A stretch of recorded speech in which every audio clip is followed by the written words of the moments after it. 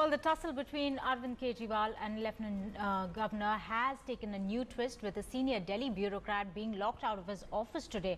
Now, the office of Anindya Majumdar, who was removed as the principal secretary by Mr. Kejriwal, found himself locked out of his office by the government.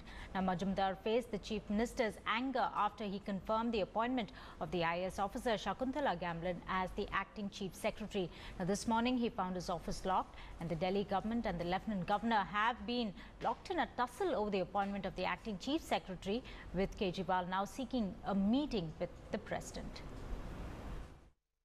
What we see in Delhi is a mockery of the cooperative federalism in Delhi. The chief minister, who is an elected chief minister, does not consulted, or his opinion is totally not taken into account when appointing a chief secretary.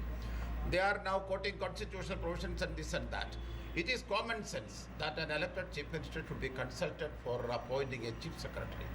But the other side also is equally playing a funny game.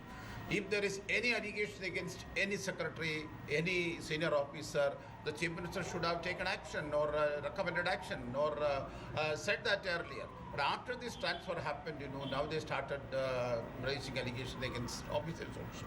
मैं मात्र इतना कहूंगा क्योंकि DOPT विभाग के साथ संबंधित होने के नाते कि हमारी ओर से जितनी भी नियुक्तियां होती हैं पूरी पारदर्शिता के साथ होती है कि प्रक्रिया एक मैकेनिज्म प्रोसीजर के अंतर्गत होती है, और इस पर कि इस प्रकार की टिप्पणी करना कि आलोचना करना कि किसी प्रकार की नियुक्ति में कोई और उद्देश्य रहा हो, वो न्याय नहीं है। और डीओपीटी की पारदर्शिता, उसके कामकाज की सराहना देश के प्रत्येक राज्य सरकार ने की है।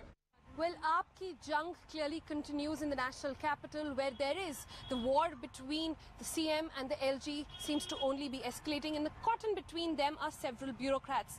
First, it was the acting chief secretary, Gamblin, and now it is Mr. Majumdar, who on Saturday, following a CM order, was recused of both his departments. But later, there was an order by the LG calling it null and void.